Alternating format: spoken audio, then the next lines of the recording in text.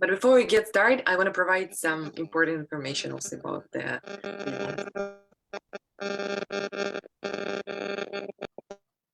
Thank you very much for all your messages that we are getting right now in the chat. I see that it's really very international right now. As I want to again say that it's available also in French and Spanish, so do use this opportunity to also to see the translation. But while you're writing your countries, I want to also give you some important information about the event that we are having right now. Launched in 2018, Youth 2030 acts as an umbrella framework that guides the United Nations efforts to strengthen its work with and for young people across the three pillars: peace and security, human rights, and sustainable development in all contexts. It aims to step up the United Nations capacity to engage young people and take into account their views, insights, and ideas towards the realization of the 2030 Agenda for Sustainable Development and the achievement of a more just, equal, and peaceful future for all. It seeks to ensure that the United Nations work on youth issues is pursued in a coordinated, coherent, and holistic manner. Young people are also represented within the structure and implementation of strategy. Specifically, youth consistency is a part of the high-level steering committee, which is convened at the level of assistant secretary generals of various UN agencies. Furthermore, youth are a part of the day-to-day work under the Youth 2030 by having designed seats in the joint working group of the strategy. Finally, the thematic work within the strategy is facilitated through respective self-organized thematic groups. With this and much, we are excited to provide you an update about the implementation of the strategy today, and also to give you some little agenda about what is going to happen. So as you can see on the screen now, our talk is divided into 4 segments. Segment 1, about progress, lessons learned, and plans for acceleration. Segment 2, about highlights from the country and from the countries in the field. And segment 3, insights from stakeholders involved in Youth 2030 processes. And segment 4, where we can hear all your questions that you're gonna ask us in the chat, where we're gonna have and open the floor for a Q&A session. So I'm gonna welcome you again. And to kick this off, we are honored to invite Mrs. Maria Blazev, who is a senior advisor to the Secretary General's Envoy on Youth, to deliver welcoming remarks. Maria, the floor is yours. Good morning, good afternoon, good evening, everybody. It is wonderful to be here with all of you today in such a great number. It's been really heartwarming to see the interest in big numbers for this briefing. So without further ado, let me start by thanking you first, Victoria, for your introduction, for kicking start this important briefing today. And also I want to start by thanking the Major Group for Children and Youth, MGCY, for co-organizing today's event, which is the 3rd briefing on Youth 2030 for youth networks. My name is Maria Vasileva Blazev. As Victoria said, I'm the special advisor to the Secretary General Envoy on Youth.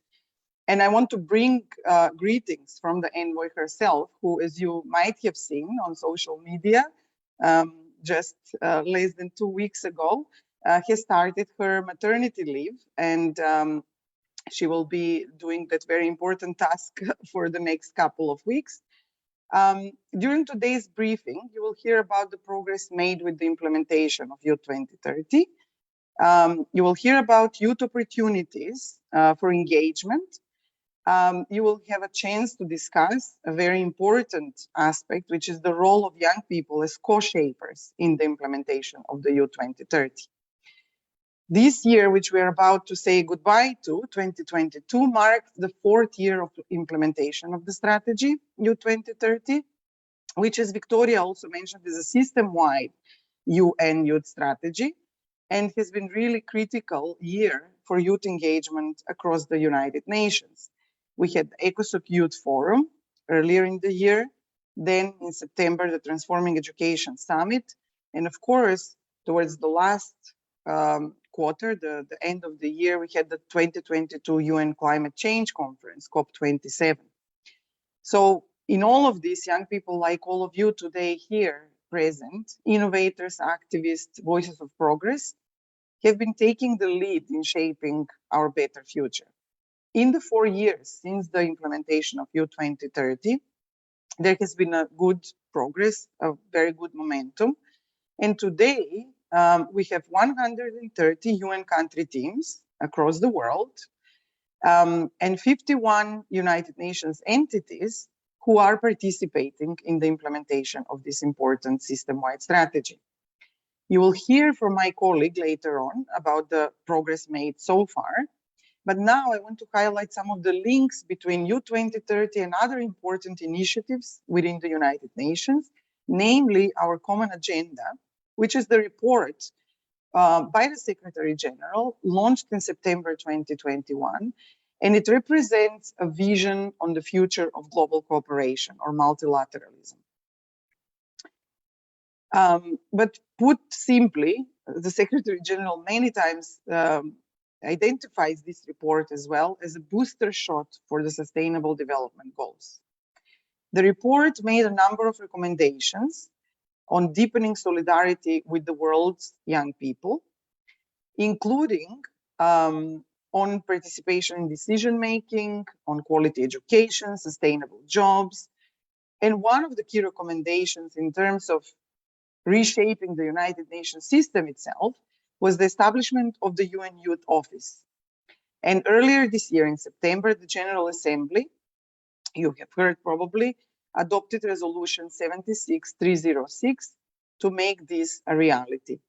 The establishment of the UN Youth Office is the culmination of years of work of many of you who have tuned in today, of the current and previous envoy, as well as member states, the wider representation in the UN system across the board, from country to global level. So a lot of advocacy, a lot of efforts has gone into this, and I think we are all right to celebrate this achievement all together and to basically feel fulfillment, because each and every one of us, I believe, who are here today have had some contribution to this great success. Meaningful, inclusive, and effective engagement of youth is a core component of both the Youth 2030 and as well as our common agenda and all the accompanying recommendations which the Secretary General put forward. What is very important is that, for example, in the UN Youth Office, one of the basically the asks from the member states was that the UN Youth Strategy will be fully integrated in the mandate of the UN Youth Office. So all this wonderful work that has been going on for 4 years now, and you will hear progress on, is going to continue through the mandate of the new UN Youth Office.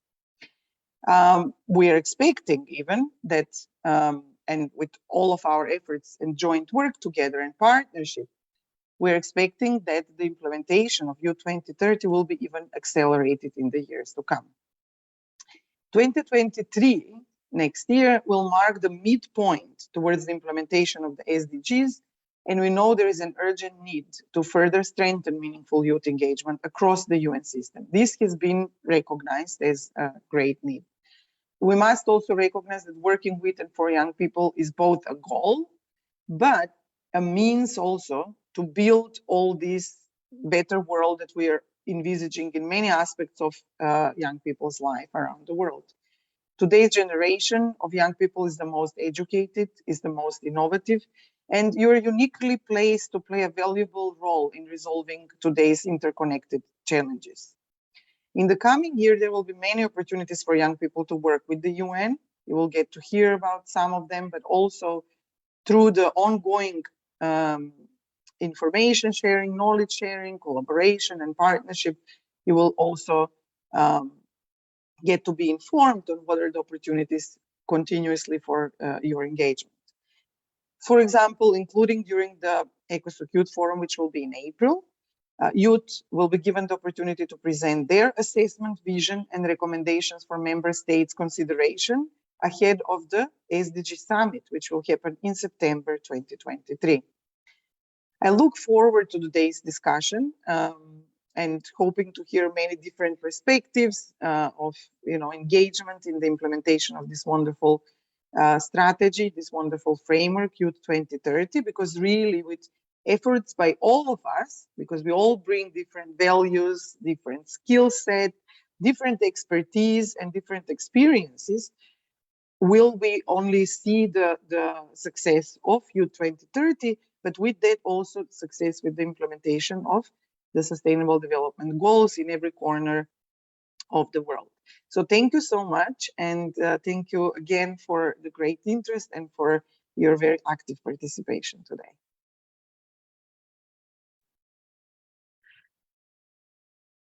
Thank you very much, Maria, for your inspiring words. It was really very interesting for us, and we have learned about so many opportunities now. And I want to invite everybody to move to segment 1. With 2022 coming to an end, Youth 2030 has completed 4 years of implementation and has seen significant expansion with 51 UN entities and 130 UN country teams implementing the strategy. So what exactly has happened this year during the strategy, and where do we stand in terms of implementation? We are pleased to invite the next speaker, Mrs. Sudha Balakrishnan, who is the head of the Youth 2030 Secretariat, to provide us an overview presentation. Sudha, the floor is yours. Thank you very much, Victoria, for the warm introduction. So let's go straight in terms of the progress update and see where we are. So Youth 2030, go forward, please. So we have this in 4 parts. The first one is unpacking the Youth 2030. How are we measuring progress on Youth 2030? Where are we now? And then we'll open it for a round of discussions later. Okay, so unpacking Youth 2030. So we talk about UN system time and again. What exactly is this UN system? The UN system is a very complex organization composed of what we call UN entities. These are basically big organizations or small organizations which different mandates with different levels of presence, global, regional, or at the country level, or all through as well. Some of them small, some of them big, some of them, as small as 10, some of them running into tens of thousands. So that's the complex organizational setup, and it includes entities from the Secretariat. It includes specialized agencies like the WHO. It includes several agencies, funds, and programs. And for the purpose of this presentation, we are calling all of them UN entities. And the UN entities, several of them are present in the field and work with the governments at the country level. And they together form what we call the UN country teams. We have 130 of them who operate across 162 countries. And that's what is the UN system that we are talking about, and which works across all pillars of the UN and across all contexts. Next slide, please. Youth 2030 is UN's youth strategy and launched in September 2018. That's 4 years back. It applies to every part of the UN system and emphasizes work for youth and with youth. So that's the tagline for the strategy itself. So the objectives of the strategy are threefold. One is accelerate UN systems work on youth and ensure that we are reaching the commitments that we have made for 2030.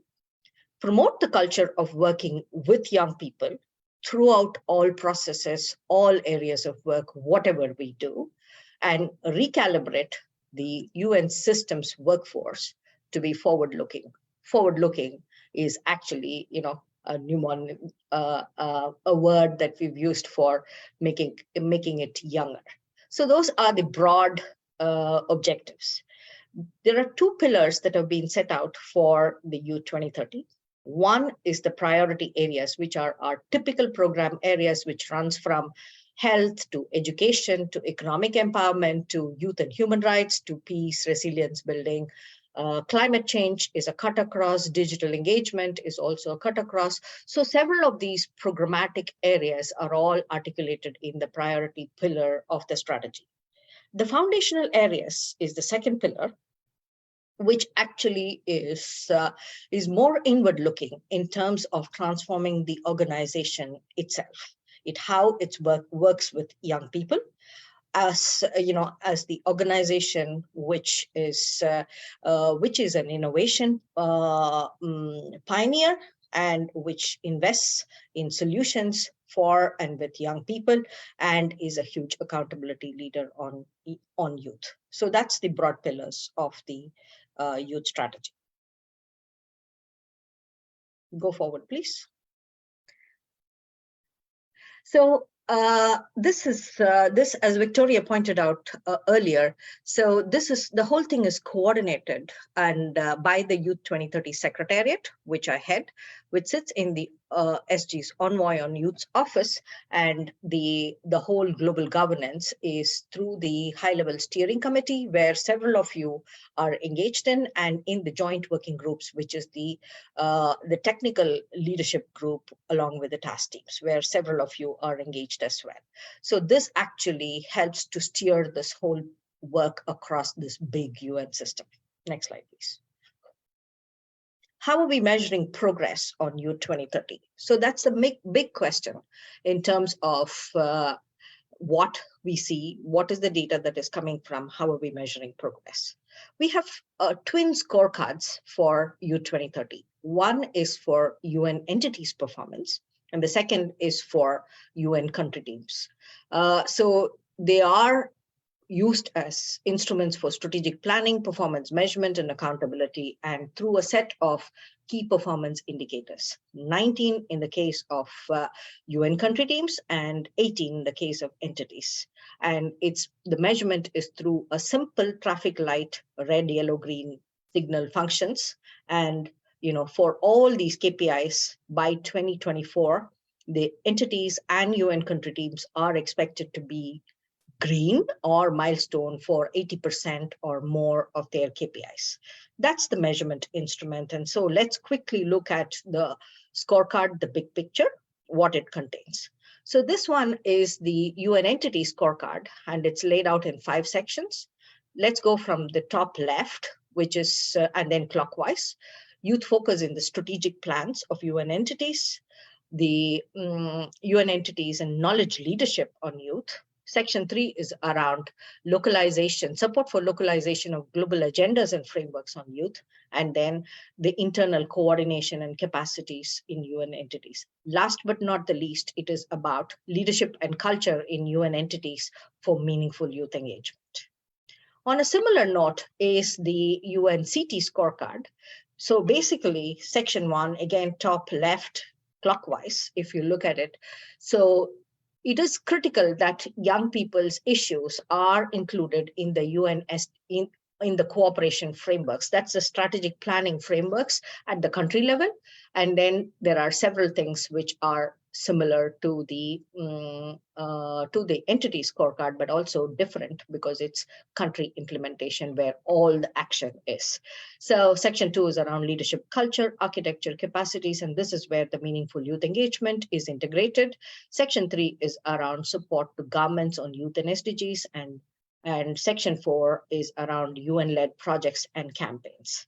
And there was a separate section on COVID response and recovery, which is already integrated into the larger score, mainstreamed into the scores. So next slide, please. So the principles of meaningful youth engagement, of which you're all, you breathe in and breathe out. So what we try to actually do is actually move the principles of meaningful youth engagement to actual measurements. And so the principles are captured in the scorecard itself on how youth are engaged in strategic planning processes, how youth are engaged in support to government and intergovernmental processes, how young people are engaged in youth-led programs and projects, what is the diversity of young people who are engaged, and what are the policies and processes that are in place for meaningful youth engagement in the UN system. Next slide, please. So where are we now? Let's look at some of these numbers and some of these figures and see what is the progress that is happening. So 4 years after the launch of the strategy, we are seeing good progress across the UN system. So what is it that we are looking at? So again, the same numbers with the pictures now. So 51 UN entities and 130 UN country teams across 162 countries are currently involved in implementation of Youth 2030. They report, they implement, they are engaged in one way or the other in terms of the strategy implementation itself. Next slide, please. So in terms of top level highlights is scorecards for performance measurement and accountability are in place. Baselines for implementation are there. Routine reporting, that is every year, all the UN country teams and all the UN entities report on their progress, what they did in the year. And then there is the QCPR framework, which is the highest level of accountability to the General Assembly. Some of these indicators are integrated there, and we've completed the first reporting in earlier in the year in 2022. Several knowledge products and analytical reports have been produced, and several of you have been engaged in all of these processes. And till date, 2 Youth 2030 progress reports have been launched. So the last report, which came out in the ECOSOC Youth Forum, the second one, has a narrative report, and this will be a standard practice every year that we will bring out a narrative report and a snapshot series that gives you by entity and by UN country team what they are doing on these key performance indicators. And it's very easy read documents. Apart from these two, there is also examples of what they are doing on several areas, priority and foundational areas in the UN Action Supplement. And all of these you can find in the Youth 2030 online. So let's quickly look at what does an entity snapshot look like for you. There are 40 entities that reported last year, and it's just 2 pages of information. The first page actually lays out the key performance indicators and other details on the mandate of the entity. And the page 2 actually pulls up all the key performance indicators and the scores. And you can see that they are red, yellow, green. That will be in the back portion. So every time you are engaging with an entity, print out, go to the entities page, print this out, take it, and this is your accountability tool as you engage with the entity, wherever you are. Next slide, please. The same in the case of UNCT, it's even more simpler. There's only one page of this report, and you will see that the UNCTs have reported twice over. So you can see the progress between 2021 and 2022, and by December they are currently reporting on the third year. So by about April, May next year, you will have the third progress report as well integrated into this. So it's one page. Again, whichever countries that you're engaged in your youth work, please use them. Next slide, please. So some of the key messages that are emerging from the progress report are that there are 5 key messages. There is progress across both entities and UNCTs in implementing Youth 2030. We must build on and accelerate on this progress. Then the second one is around whether there is coherent delivery of youth programs in UN entities and UN country teams. So it's notably higher at the global and the regional levels than at the country level. So in terms of both reporting on the results and resources for youth, the UN country teams have made great improvements in terms of both reporting on results as well as resources for youth. But there is still a room for considerable improvement in both in terms of tracking of resources and transparency of reporting at all levels.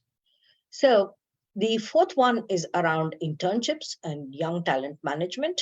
UN entities are implementing several good practices on internships and young talent management, but these practices have not yet been reflected in the overall efforts of the UN country teams. We have a long way to go. On the last note, which is around meaningful youth engagement, we see significant improvements in terms of working with youth have been reported. There is sizable variations across countries, across regions and across entities. And there is an urgent need to strengthen policies and processes and platforms where young people are engaged. So these are some of the top line findings. You will have more information on each of these key performance indicators in the report that is available online. So let me leave you with a set of key resources. Next slide, please. Okay, before I go there, I also wanted to say that we have, at the end of 4 years, we are also committed to moving forward with the first interim review of the strategy, which will give us a sense of what is going well, what more needs to be done, especially in the changing context. So this will be a priority action for the early part of 2023 as we move to build and accelerate the work over the next 8 years. So this is the list of resources. You can find everything that is there around the strategy with the links here in this slide. And the youth strategy itself, the scorecards, the English, the French, the Spanish versions, the progress reports, the implementation package, the action guide, toolkit, mapping, and several other reports. And all of them you can see on Youth 2030 online. Thank you, everyone. Back to you, Victoria. Thank you very much, Suri. It was really so interesting. I think that now all young people in the world have more tools and know how to engage with you and understand better the youth strategy. It's really very impressive. We also encourage all youth present here in the call to indicate their questions or comments using the chat function, and we will take them in the segment 4. But also please remember that in order to make this event more efficient, we really ask you to unmute your microphones and to check it carefully. And now it's my pleasure to welcome you to segment 2 of the Youth 2030 briefing. It will include the highlights of Youth 2030 implementation at country level. So we will hear from UN country teams and young people who are working with them from Bosnia and Herzegovina, Costa Rica, Ghana, and Iraq. And firstly, we are excited to hear from Mrs. Ingrid McDonald, UN Resident Coordinator in Bosnia and Herzegovina, joining us today via video message, followed by Zaira Costura from the UN Youth Advisory Board. Mrs. McDonald, please tell us why it is so important to have young people at the center of UN's work. It's an absolute privilege to be here at this important event. I would also really like to acknowledge the youth from Bosnia and Herzegovina who are joining us online, and particularly some of our Youth Advisory Board members. This is a newly established forum which came out of a recent visit of the youth envoy with her team, who provided excellent recommendations about how we could put youth at the center. And we are lucky enough to have some of them joining us today, and you'll be hearing from them after me. Now, why is it so important to have young people and youth at the center of what the UN does? In Bosnia and Herzegovina, we see youth leaving at unprecedented rates and very, very high rates in terms of the country. This means the country faces an unsustainable future. It needs its youth. It needs them to be in the country contributing to that future. In order for us to be able to design very good policies and really work with the government in terms of achieving the Sustainable Development Goals, we need to actually have young people sitting with us, helping us design those solutions. Not just consulting them and talking to them, but actually having them sitting at the table and having them talking directly to the decision makers in terms of what makes sense for them. So this is the ability for us to do that has been strengthened because now we have this Youth Advisory Board that is looking at all of the different areas where youth are relevant to our programs, to our policy engagement, to our support in terms of the authorities here. And I would like to thank the Youth Envoy for that. What I also would like to recognise is the newly established Youth Office within the United Nations system. I know that the Youth Envoy and her team did a huge amount of work around that. But she also, of course, had the support of all of the member states and civil society and many other parts of the UN system. So with that, I wish you the best of discussions here, and I would like to hand over to one of our inspirational youth advisors from the Youth Advisory Board. Syra is someone who inspires, she leads, she contributes, she supports, and I'm privileged to be with her today. Thank you very much.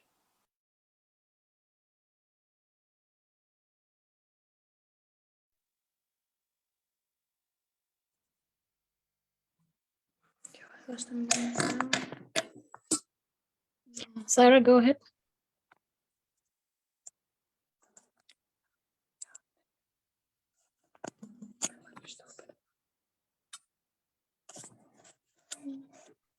And while we're waiting for Sarah, I want to tell you again that, like, please remember that you can write all your questions in the chat that we will speak and discuss during the segment number 4 all together. And please also, like, remember to unmute your microphone so we hear our amazing speakers and have this event in the more efficient way as possible.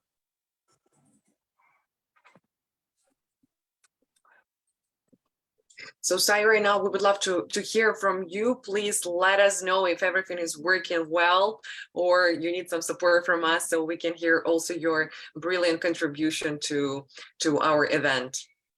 Hello, can you hear me? Yes, now we can hear you. So go ahead, the floor is yours. Thank you. I'm so sorry because I had some issue with my connection.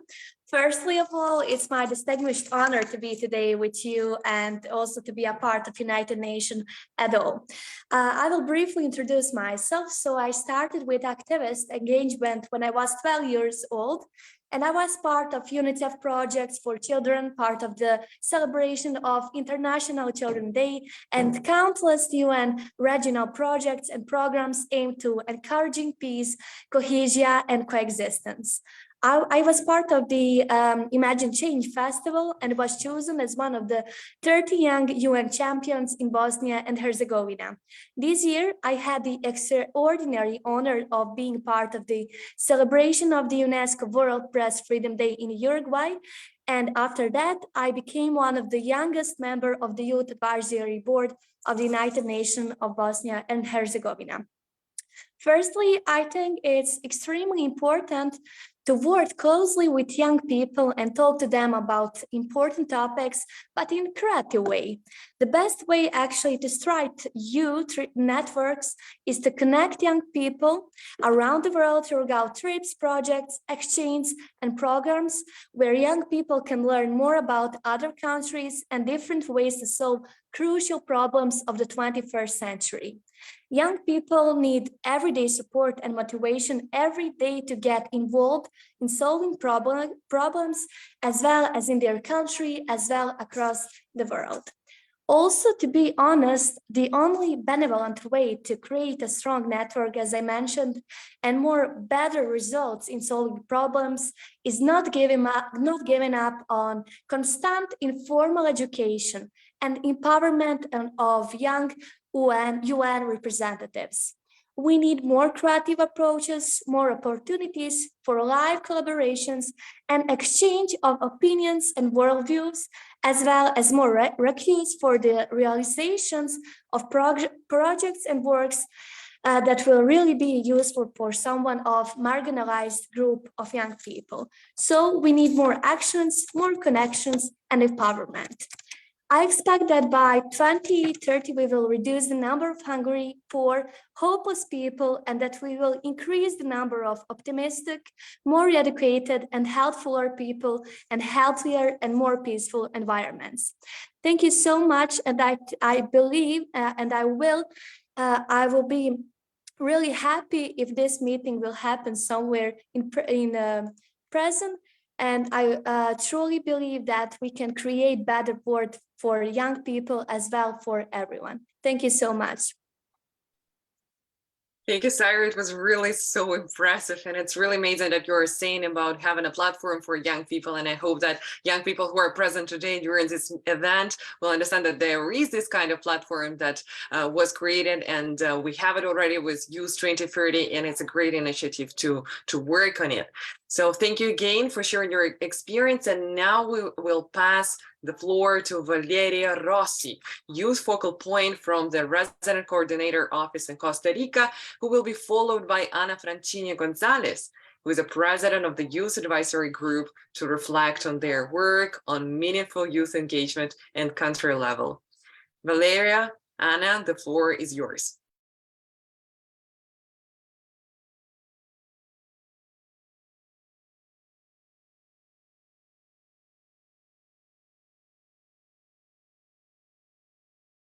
Okay, thank you very much. Here we are.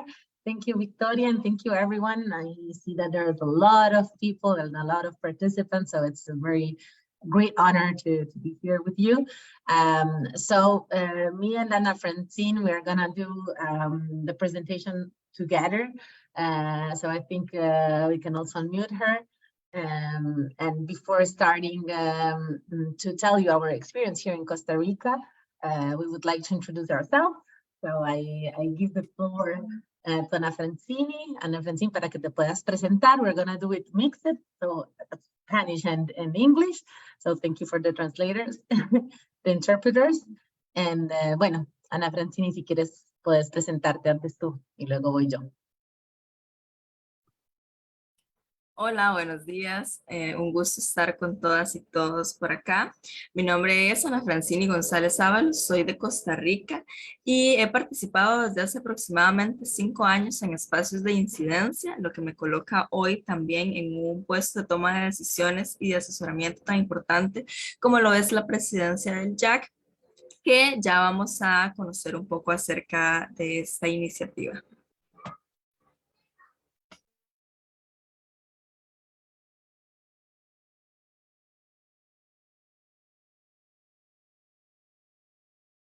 Okay. Muchísimas gracias. And my name is Valeria Rossi Puentes. I'm Italian and Colombian, and in this moment in the RCO, the Office of President Coordination here in Costa Rica, I am the focal point for youth initiatives. And we want to share with you our fantastic initiative and results of 2022, applying really the guides that Youth 2030 strategy gave us. Just wanted to make sure you can see my screen. Let me know if you can actually see my screen.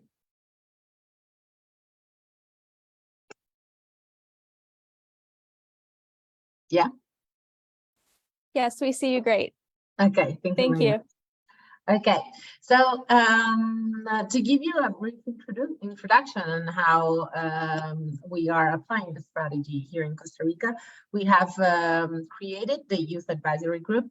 That is an advisory and consultative body, and here we have a lot of people who are actually part of Youth Advisory Group in other countries.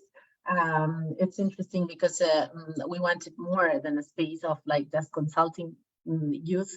We want to create a dialogue, an active dialogue, trying to generate a continuous and structured dialogue that help us to take decisions, but especially that also allows space of empowerment for youth. At the same time here, we really believe youth can actually strengthen Agenda 2030 and can actually reactivate civil society that here in the country is facing some challenges, and youth can actually strengthen their role.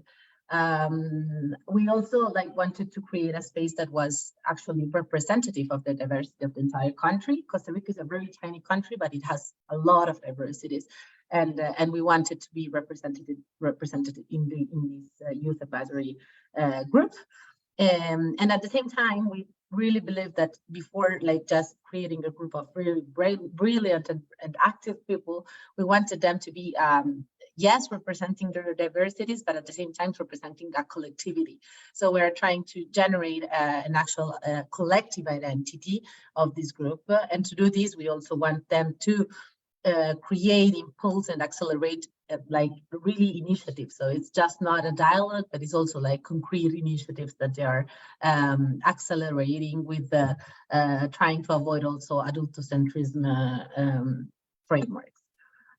So I yield the floor to Anna Francini that can talk a bit about some concrete results we have and activities we've made. Si quieres, puedes contar un poco estos tres puntos.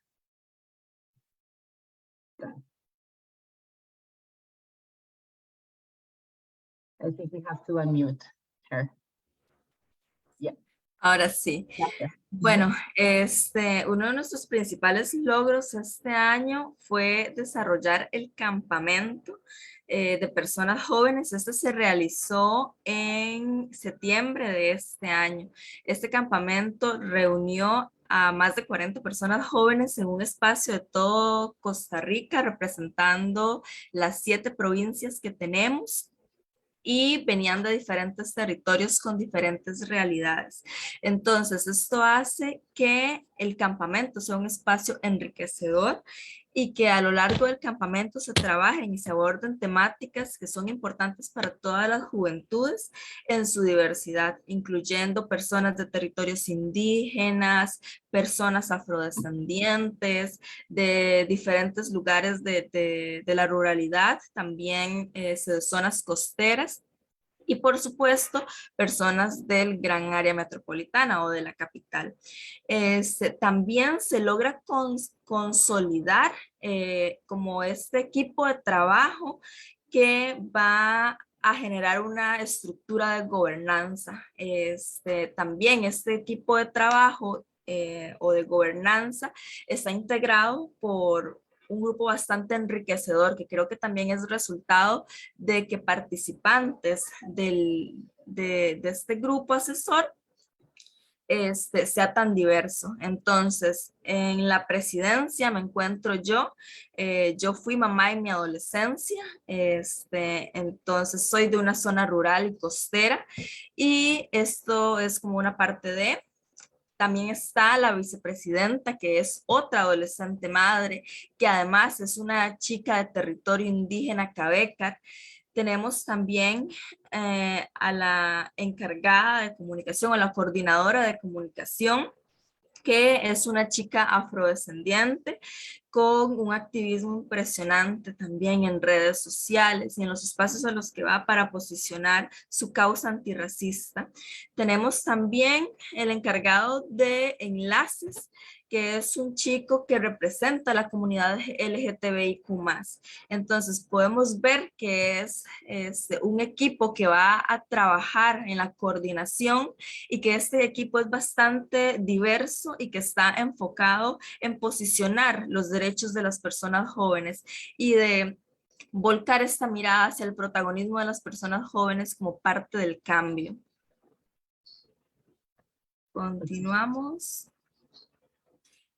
La vinculación de todas estas áreas de impacto, porque dentro del campamento y a través del equipo de trabajo y de gobernanza se han identificado áreas de impacto como educación, empleabilidad, salud, migración. Estas áreas están vinculadas estrictamente con los objetivos de desarrollo sostenible y además hay una intervinculación entre las áreas. Todas las áreas están conectadas porque no podemos hablar de educación si no hablamos de género. No podemos hablar de empleabilidad si no hablamos de diversidad. No podemos hablar de salud, de migración si no volvemos al tema de género, si no volvemos a diversidad. Y todos estos también están enfocados con los objetivos de desarrollo sostenible, porque sabemos que en género tenemos igualdad de género, apostándole al objetivo de desarrollo sostenible número 5, que todo podemos hacerlo en la reducción de desigualdades, que es el objetivo de desarrollo número 10. Bueno, tenemos que analizar este objetivo para poder hablar de educación, de empleabilidad, de migración, de salud. Entonces, todo esto está conectado a los Objetivos de Desarrollo Sostenible y nuestro trabajo como grupo asesor del Sistema de Naciones Unidas, pero también quienes tenemos un rol más participativo y más activo desde la presidencia, vicepresidencia o desde alguna coordinación, también sabemos que nuestro trabajo va enfocado en estos objetivos de desarrollo. Muchísimas gracias. Muchísimas gracias. Como siempre, excelente. Y siempre es muy bueno ver también cómo todos estos temas sean verdaderamente participativos. It's very interesting to see how this group has been consolidated by themselves. Like we have guided to show them how there are different types of governance structure, but there is no correct one. And they have chosen their own governance structure. So the roles that you see here are roles that have been decided directly from the group. And also the results of this essay is a result that comes from, it's not just a problem, they're not just describing the problems, but also solutions, youth-led solutions. So this is very interesting. And so what we're gonna do with this fantastic, really, here you can just see a snapshot of it, but there's like a lot of content into it, and it's youth-led content. What we're gonna do with these is we're going to advocate and give continuity to these relevant, informative note, and we want to share this with all the ministries, like competent ministries here in the country. So the plan for the 2023 is go with this, the results of this youth-led informative note, and go to the local authorities and the national authorities to tell them, like, this is what youth want, and it's not just something that comes from the UN, but it's something that really comes from youth and from creative thinking and from what really means change. And at the same time, we're trying to advocate for declaring 2023 as the year of SDGs and youth. And that's something that we hope we can do, because here we have a lot of energy. It's really very interesting, Valeria. Thank you very much exactly for focusing on main results and findings. It's always very inspiring to see what other people are doing, not just speaking, but exactly like also showing some results. Now I would love to go to another country. So we are moving to Ghana, where we will hear from Ajua Yeni, youth focal point from UNFPA's country office, speaking on behalf of the United Nations, followed by Cesar Kaba, youth representative. Ajua, Cesar, now you have the floor. Thank you so much. And we're really glad to be here to be part of this webinar. There's a lot going on, which is very encouraging, like Suda said earlier, and we really look forward to hearing from it so that we can replicate and begin to make stronger our youth participation and engagement.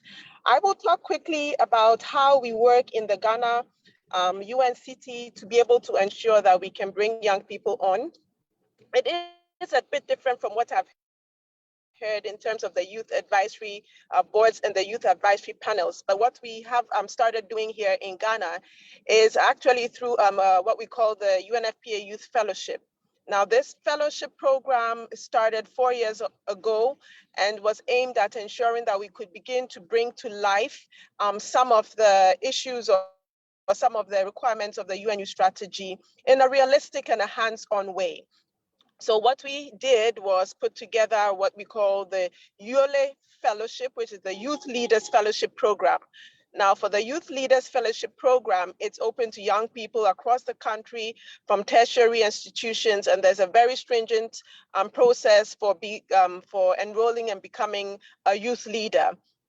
After which you join the UNFPA to learn skills, go through several trainings in different areas pertaining to your area of interest, and also SRH because of what we do at UNFPA, but to make you a young person who has his capacity built, who experiences hand-on experiences within the UN, understands the UN systems and processes that enables them also to be able to source for jobs when it comes to other UN and being able to work within the UN based on what they've learned.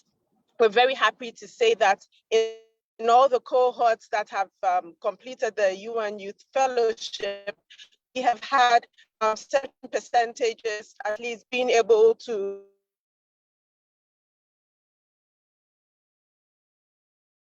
a very important yardstick, because it means now that we are indeed preparing young people who understand the processes and can contribute meaningfully to the development of the country through the UNCC. The other exciting things as we learn and we forward is the fact that the Fellowship Leadership Program partners with other UN agencies.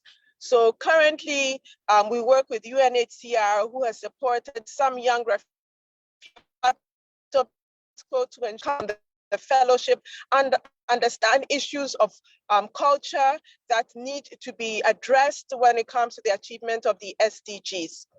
In addition to that, we have some of the fellows who are attached to other UN agencies. Here has been a little slow with that because of a few changes we brought on, but we've had them have some kind of short internship with other UN agencies that enables them understand the processes and be able to bring their voice and lend their contributions to development. So the Yole Fellowship is a very key youth group. It supports all the UN in the implementation of key strategic activities, including the commemoration of International Youth Days. And we actually have some Yole fellows who are assigned to the regional, to the resident coordinator's office to be able to offer support and learn what happens at the RCO level. So we are very happy with the Yole Fellowship. As we learn and as we learn more, we are looking at how best do we expand this Yole Fellowship so that it becomes one sustainable, and also so that we can ensure that we have maximum participation as possible. I think the issue of sustainability is critical in our youth programming to ensure that it is properly integrated within systems so that it keeps running and grows and become meaningful engagements for young people.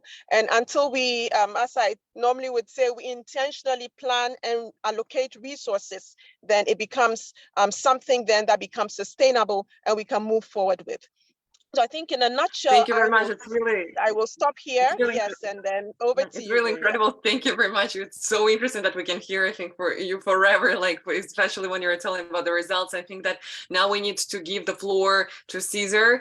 Cesar, so we also want to give you a couple of minutes so you can give us a little overview on what is going on. Thank you, Joya.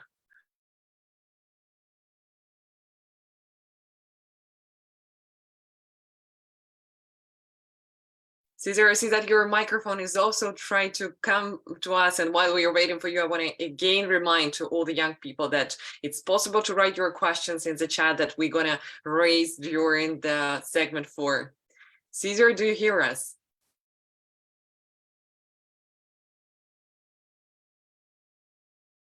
And again, for all those who are here with us or maybe have joined only now, I want to say again that we have also translation into other languages, so please check it out. And also we have a live stream on Facebook.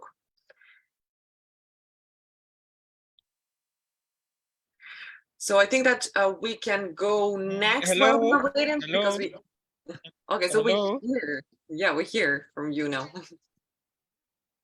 Yeah, sorry. So yeah, my name is Cesar Kaba Kogsga. I work in Ghana, started volunteering since 2015 with the UN system at different stages. And now I also work on the steering committee of the UN Joint Program on Empowerment of Girls. So I've been for a couple of years now. I'm very excited to be here with all of you to also share my perspective, and I'm also listening to the very interesting experiences that have been shared across the globe. But to start with, I usually like to highlight the UN system itself from the youth perspective. And that for me, even as we celebrate the many successes and progress we've had in terms of meaningful youth participation, I think it's important to also highlight that the UN system in its own sense is a very complex system to young people. Because for instance, it's supposed to be a panel of experts and experienced people providing technical support for countries and also to strengthen systems. And for us as young people, looking at it from this perspective, it makes it very tilted against us of competing for spaces in the UN. And that is why it is important to be very deliberate about youth participation in the system so that young people can have a space. Because I usually say that we need to recognize that young people are not just beneficiaries of change. But across the globe, per my experiences, we have seen so many young people driving change themselves and taking it upon themselves to change situations that they are very much impacted by. So it is important to wake up again and remind the whole world that young people are more than just beneficiaries. And It's that really, means that it's very, very incredible what you're saying, that like, especially that young people are very important. And thank you very much for giving this amazing contribution to us. And to hear also from you, I really like it, the fact that we are so international, young people now have this incredible opportunity to hear from all the regions. So please, let's go to the next region now and hear from Iraq. We are joined today by Isra Al-Jubori, point from UNICEF's country office and speaking on the behalf of the United Nations, and Mustafa Moayak Kader, youth representatives and chairman for the IPEER Iraq Youth Network and member of the Iraqi Coalition for Youth, Peace and Security. Isra, Mustafa, the floor is yours now. Thank you so much, Victoria, and hello to everyone. Greetings from Iraq, Baghdad. This is Isra Al-Jubori, and I will speak on behalf of, I'm UNICEF member, but I will speak on behalf of other UN entities in Iraq on their work with and for young people. And just to provide a very quick glimpse from Iraq. Iraq is a 40 million population, country of population with 40 million, and youth represent 60% of this 40 million. With the age, the 60% are aged below 24. So they are great potential and demographic dividend for the country. And that's how UNICEF and other UN entities are designing youth intervention or programs for young people in Iraq from that angle. We work also based on the same principle with and for young people.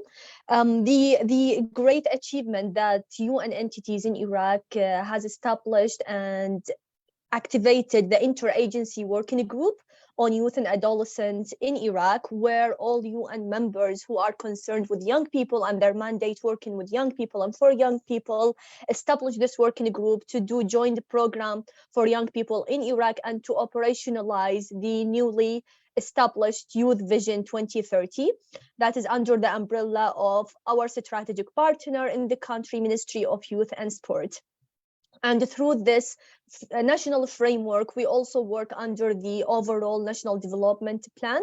And this multi-sectoral framework for young people in Iraq supports youth engagement and empowerment across different sectors, may it be education, health, protection, and girls empowerment, and so on.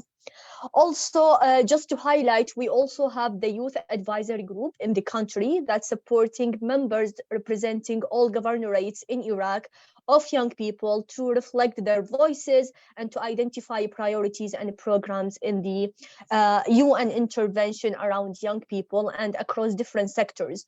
And those youth advisory groups members, they are also being empowered and trained as youth advocates. For example, just recently we have formally appointed 2 youth advocates to work with UNICEF and to operationalize UNICEF's strategy on the climate change in the country, in Iraq, as one of the key priority and early development for children, ECD.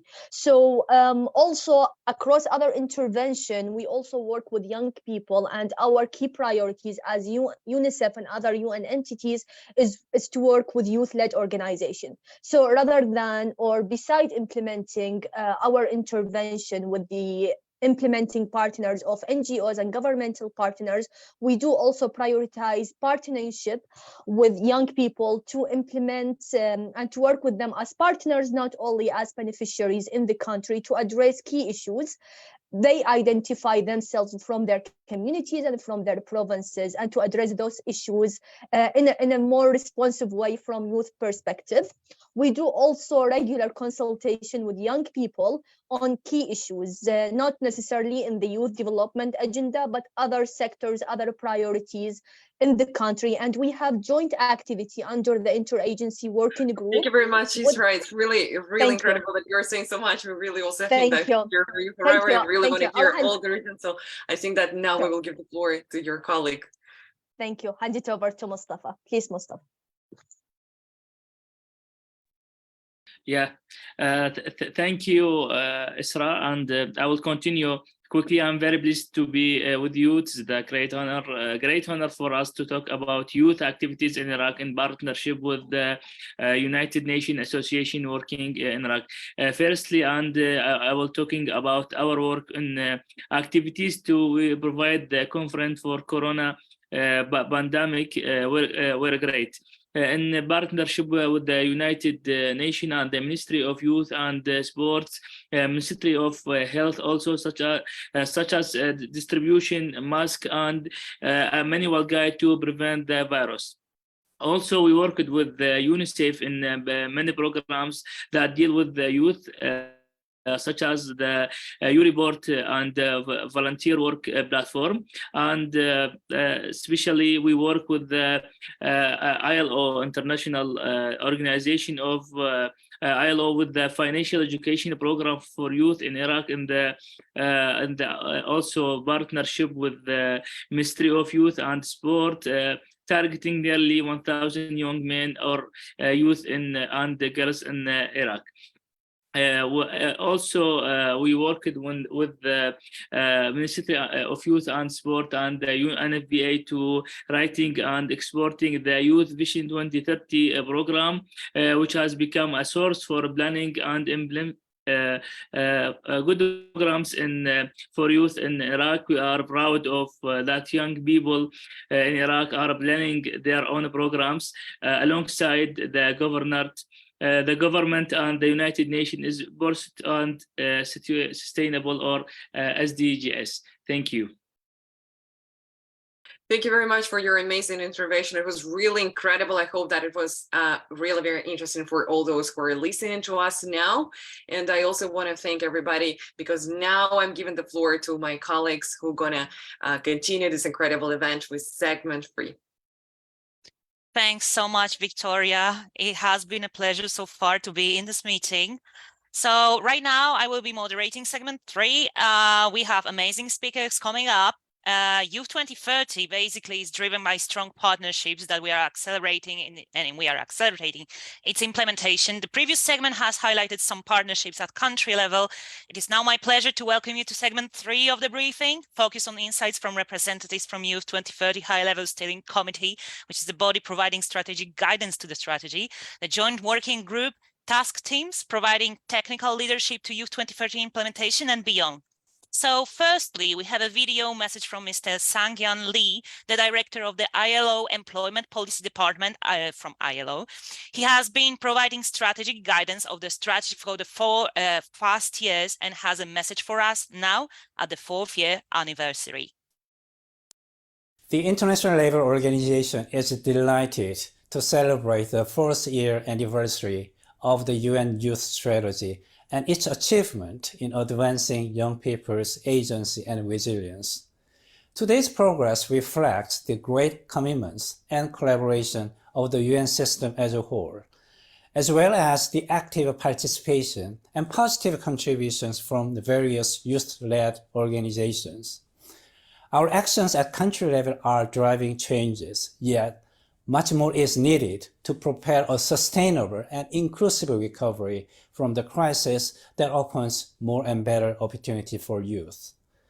Let us revamp our investment with and for young people by strengthening employment and economic policies that create jobs for youth, including in the green and digital economies, aligning education and skills development system to equip young people for today and tomorrow's world of work, and fostering the rights and voices of youth. As always, the UN Global Initiative on Decent Jobs for Youth will continue to contribute to these crucial global efforts. We are delighted to work with you all to realize our joint vision of a world where every young person has access to decent work. Happy anniversary. Thank you so much, Mr. Lee. I will now pass the floor to Shannon Lisa from Chemicals and Waste Youth Platform, who is speaking on behalf of Lucy Fagan, Global Youth Health Caucus and MGCY Focal Point for Youth 2030 Scorecard for UN entities. Great, thank you, Maria. My name is Shannon Lisa. I'm on the coordination team of the Chemicals and Waste Youth Platform, and I'm speaking today on behalf of Lucy Fagan, who is the Global Youth Health Caucus and MGCY Focal Point for Youth 2030 Scorecard for UN entities. This year, MGCY worked with UN partners on the development of a new UN entity scorecard. This tool encompasses the priorities and action areas set out in the Youth 2030 strategy and provides a practical tool to capture the work of UN entities for and with youth, in line with the principles of meaningful youth engagement. This is not just another document or reporting exercise.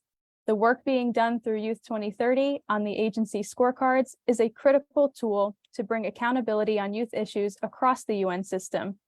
It signals where things are going well, where things are not moving as fast as we would hope, and opens up a conversation on quality and improvement.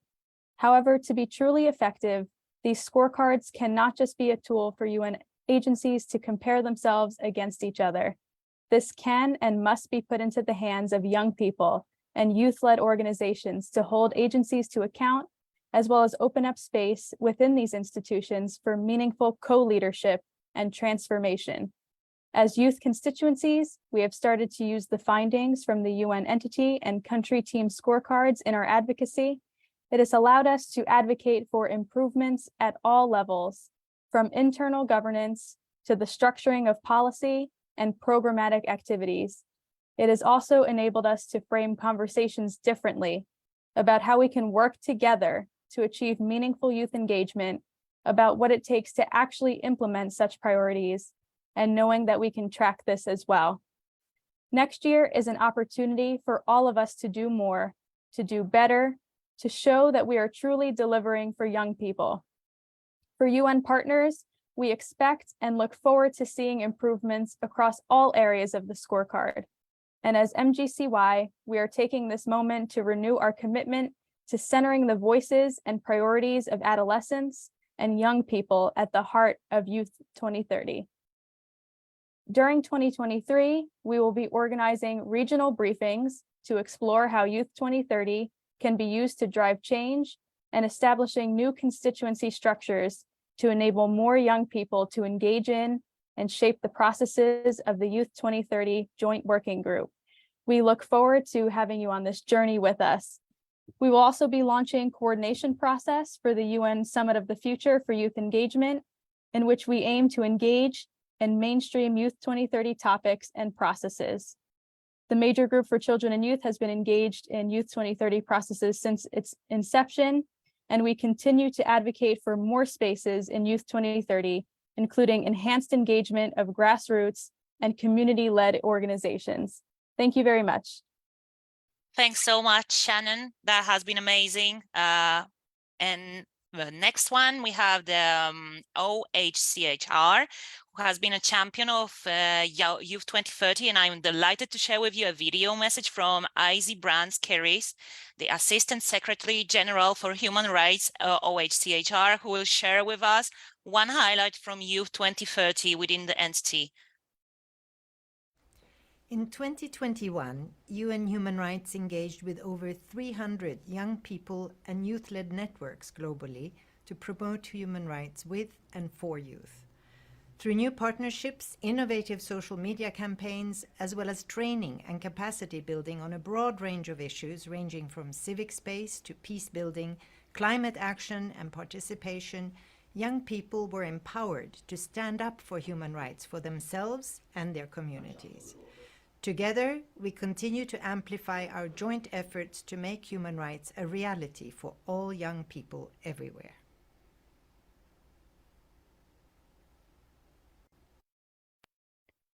Thanks so much for your video, Isay. Now we're going to move to Christine Salem, Youth Representative from ICMYO. Christine, the floor is yours. Yes, hello everyone, how are you? I would like to talk about stakeholders involved in the Y 2030 process. All organizations must work with young people in order to connect additionally. So young people can have additional opportunities. These connections must be with the private sectors and public sectors. In each organization or other management, there must be elected young people in order to have young boards. So therefore we can have more opportunities for young people, and we can know the real needs of young people in order to proceed for additional opportunities that must work in a better way for young people. In this way, we will have more involvement and more engagement of young people in society. Therefore, they will have additional experiences and the more opportunities will come to their doors. Thank you. Thanks so much, Christine. Definitely engagement, involvement is something that is driving all of you here today. But next one, we have UNDP. UNDP has also been driving action across several Youth 2030 pillars. And in today's video message, Mr. Hualiang Chu, Assistant Secretary General, Director of Bureau for Policy and Program Support from UNDP, is highlighting one key accomplishment in climate action.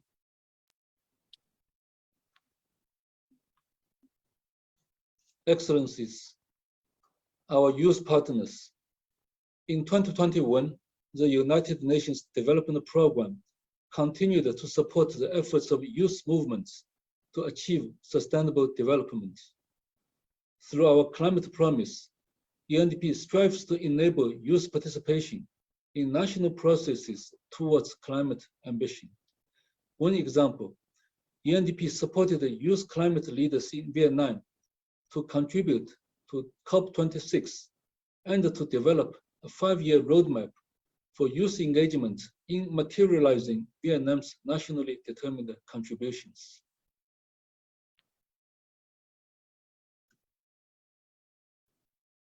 Thanks so much for that. Definitely youth engagement in climate action is something that also is very important for all of us. But next one, we're going to be moving on to passing the floor to Hassad Ul Hassan from Asia Pacific Youth Caucus. The floor is yours. Thank you very much. Dear young leaders, ladies and gentlemen, peace be upon you and good evening, good morning, good afternoon, wherever you are. On behalf of Asia Pacific Regional Caucus Coordinator, my colleague Sharifa, and my other colleagues from Asia Pacific Youth Caucus of Major Group for Children, I would like to congratulate all of us, especially the young people, as well as the UN counterparts, on the successes that we have achieved so far to achieve Youth 2030 implementation.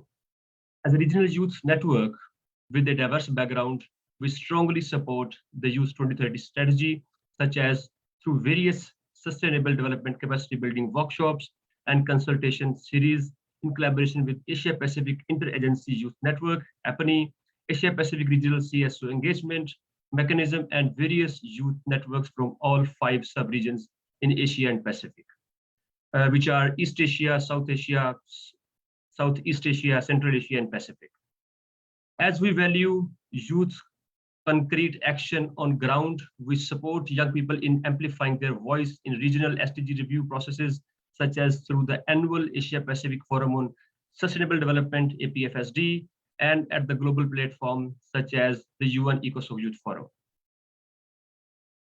Among others, we are also pleased that the Youth, Peace and Security agenda, consultations and implementation in our region is vastly formalized, including the most recent in Southeast Asia region with the support of government counterparts and UN.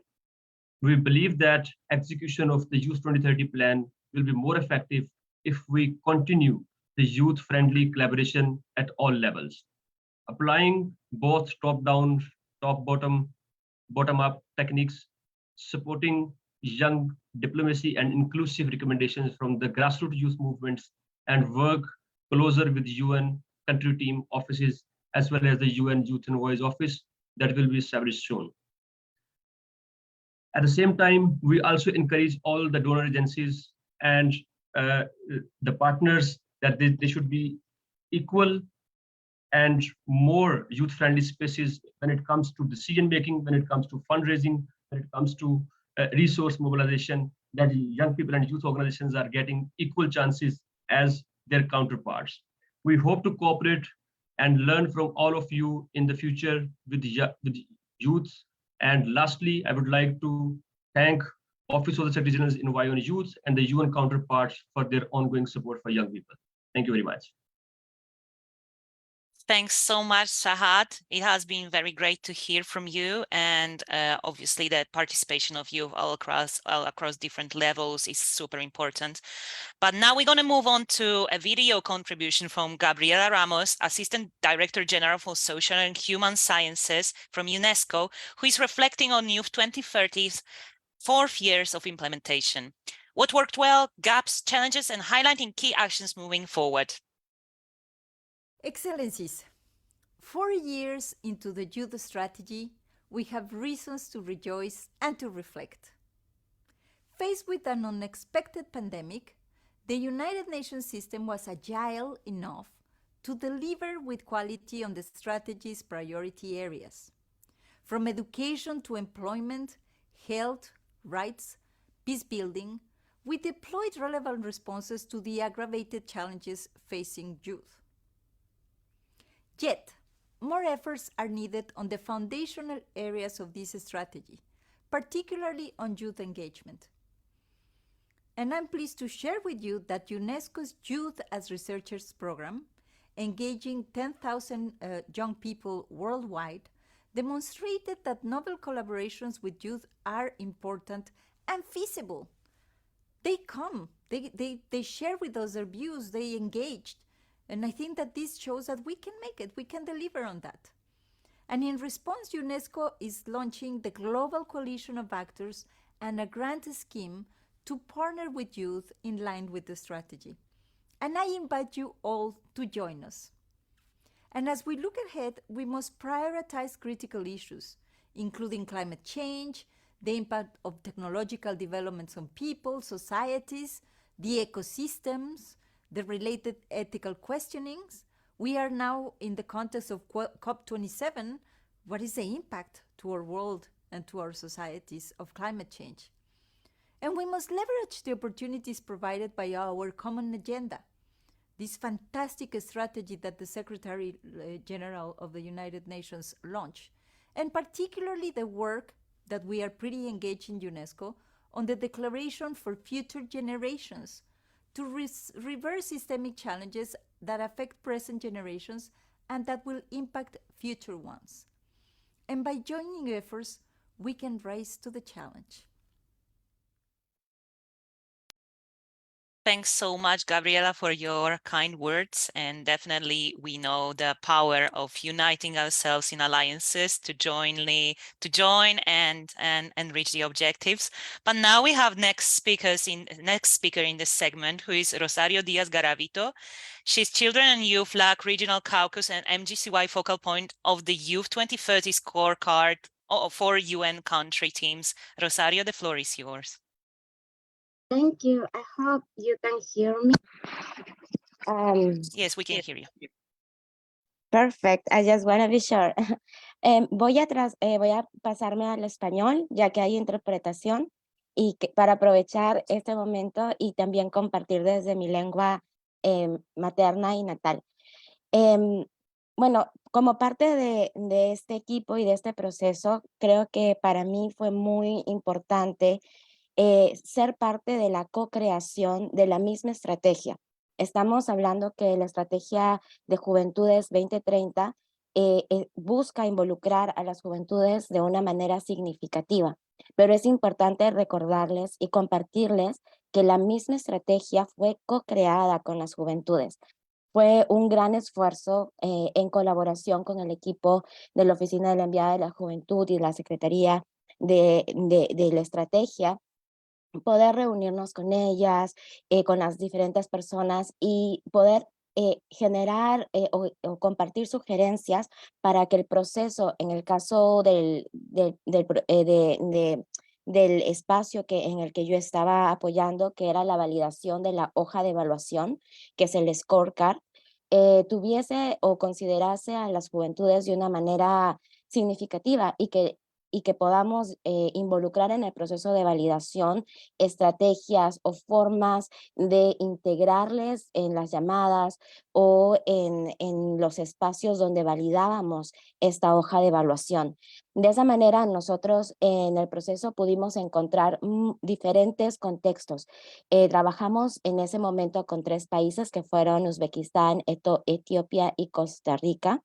Y en algunos las juventudes estaban tenían mucho más conocimiento del trabajo de Naciones Unidas, en otros no necesariamente, pero sí de repente trabajaban en algunos proyectos y en otros eran aliados estratégicos. Entonces creo que esa diversidad de acciones, esa diversidad de contextos nos hizo entender la importancia de la estrategia, pero también de estas hojas de evaluación para las oficinas de los equipos país de Naciones Unidas, porque era una forma de conocer cuál era el proceso o el nivel de involucramiento de las juventudes dentro del quehacer de los equipos país de la ONU.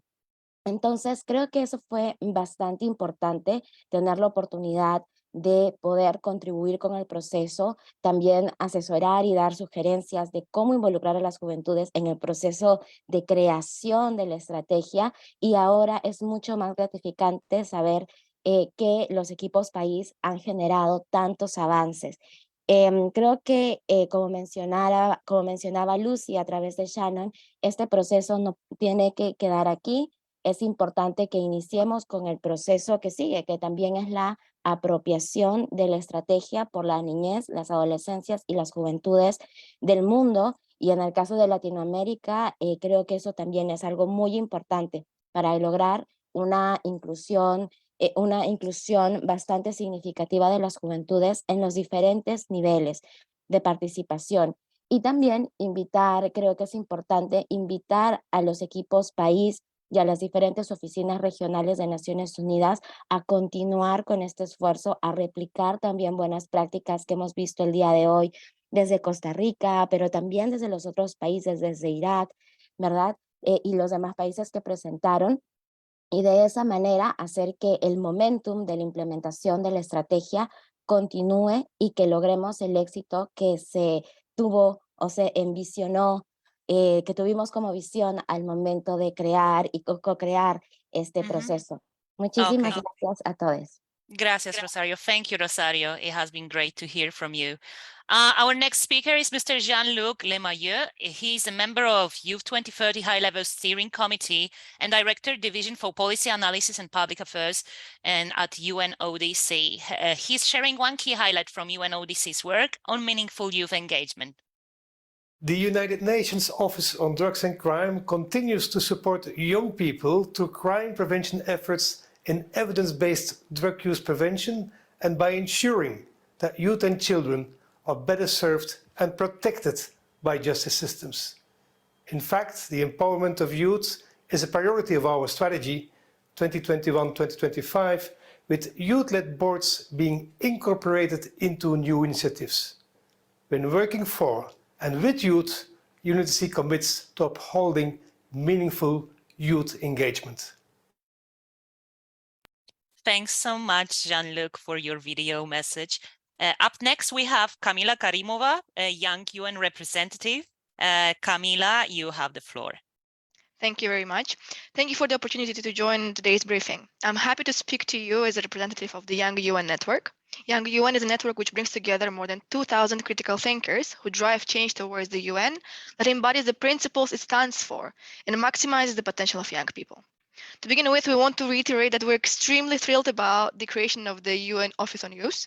This is a very important breakthrough, and we want to use this milestone to collaborate together and create tangible actions in achieving the SDGs. Across the board, we are witnessing an increasing focus on intergenerational dialogue and would advocate for more efforts in this direction. To move forward and accelerate delivery of the strategy by 2030, we'd like to set 5 main priorities. Ensure systematic engagement with youth groups, strengthening a bottom-up approach to knowledge sharing and engage in collaboration with grassroots initiatives. We'd like to reiterate that to be prepared for the future, innovation should be also embedded deeply in our culture. There is a need to create space for innovation, growth, and learning within the UN system. Therefore, more support at the highest levels is needed to carve out space and time for effective participation, idea development, and experimenting. Increased awareness about the 2030 strategy. From what we observe, lack of awareness about the strategy within entities appears to be the major challenge for youth to engage in the strategy implementation and strengthen both the contributions from youth and accountability to make the decision with youth. Continuous work to ensure quality internship and sustainable jobs. There has been a lot done in this work stream, and we've been part of the joint working group, but there is still more need for quality paid internships, job predictability, and job security for young professionals. Mental health. Young people remain at the center of risks associated with mental health, and would advocate for more actions towards preventive measures. There are so many young people who have the passion and drive to initiate change. So it's all about providing them with space, right mentorship, and resources to succeed. Thank you for your attention. Thanks so much, Camila, for your words. I guess there are a lot of topics to take out from your speech. But now we're going to move forward to our last speaker in this segment, Mr. Anshu Banerjee, Director, Department of Maternal, Newborn, Child and Adolescent Health and Aging from WHO. WHO has worked hard on setting standards for young people's well-being, so we will be looking forward to hearing some of that in the video message. At WHO, our commitment to support the meaningful involvement of adolescents and young people remains very strong. Over time, this commitment has resulted in an expansion of departments involved in our adolescent health work from 3 to 15. We are working with adolescents and young people to develop global standards, evidence-based guidelines, and implementation tools for delivering quality adolescent healthcare. Examples are the groundbreaking work on a framework for adolescent well-being, adolescent mental health, peer-driven models of HIV care, and school health services.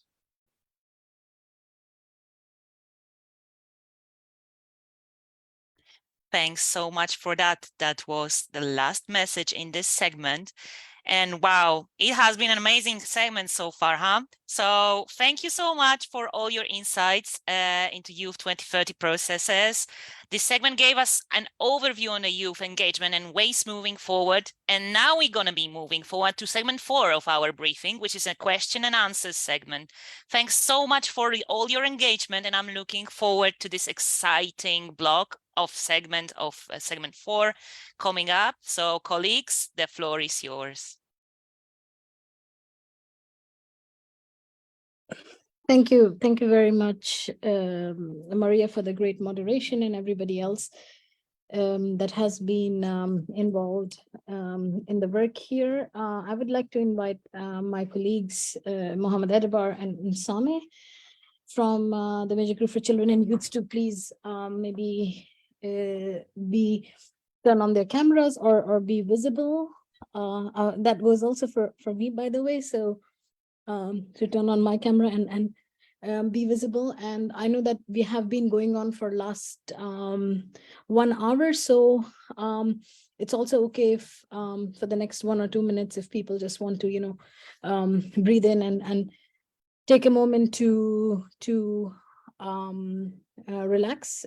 Same and Mohammed, I'm just checking that you're here. Yeah. Okay, wonderful. Sorry. Yeah, thanks. Yeah, thank you thank you so much. I think we wanted to do a very quick icebreaker, which was we actually wanted to do a word cloud, but then we didn't actually get to set it up, so we're just going to ask you in the chat, if you had to describe meaningful youth engagement in 1 sentence, what would you say about it? So for example, so that is a question that we want to ask to you, and maybe our chat moderators can help put it in the chat on how you would describe meaningful youth engagement in your own, few words, one sentence, however you want to describe it. I already see some of our colleagues that are coming in. That's wonderful to see and hear. Please keep that coming, and we hope that this segment can be more participatory, and we are very much looking forward to hear from you and your views. So in this particular segment, which is segment 4, here are some very quick sort of considerations that we want you to look at, which is first, that we welcome you and invite you to raise your hand if you would like to intervene, and if you would like to take floor. Alternatively, you can also put your questions or comments in the chat. If you're speaking, we would request that you kindly keep your interventions up to a minute or a maximum of 90 seconds, not more than that. That's just to allow more youth to be able to intervene and speak. That was also the limit actually of our panel, that the people that they had like 90 seconds for the MGCY speakers. And then we aim to take 3 to 5 interventions in one round, and interventions include both chat and text-based interventions, chat and oral interventions. And then we aim to invite any other relevant panelists to respond and continue with more rounds if there is a response obviously needed. And of course, this briefing is in Spanish and French, so you and English obviously, so you are very welcome to deliver your intervention on any of your preferred languages that we have translation here for. With this, allow me to maybe already invite our first person that has raised hand, Vanya, very briefly, and then I'll pass on also to my colleagues Sameh and Mo to help guide the conversation further. Thank you. Okay, first of all, it's a pleasure to have you all here today gathered. And it's amazing to know how many people from around the world have been like literally engaging in these processes around the world in the different aspects within your communities and like the outside communities. So yeah, my name is Vania Alexandra Irena Velasquez, and I'm the regional officer in a Migration, Children and Youth platform. And just basically here, we are gonna be replying to some of your queries that you have been raising through the model. And yeah, so just basically that. I don't know if my colleague Mohammed Ahmed is here also to talk about.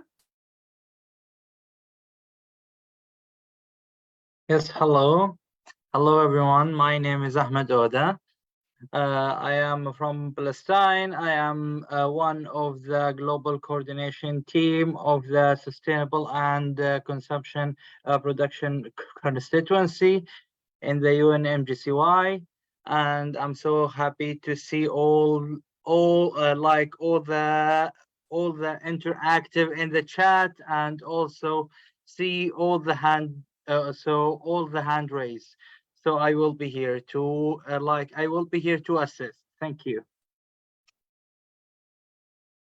Over to you, Mohammed.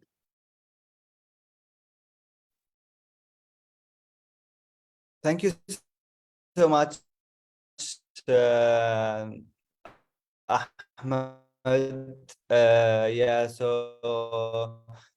This is Mohammed for Children and Youth. And yes, just wanted to save the time and pass the floor to my colleague Sameh. Then I think it's the time to take the Q&A for the amazing participants. Sameh, over to you. Very much, Mohammed Sameh, and I'm the region for the lead. Very great do them and to questions. So you would like to take the first question?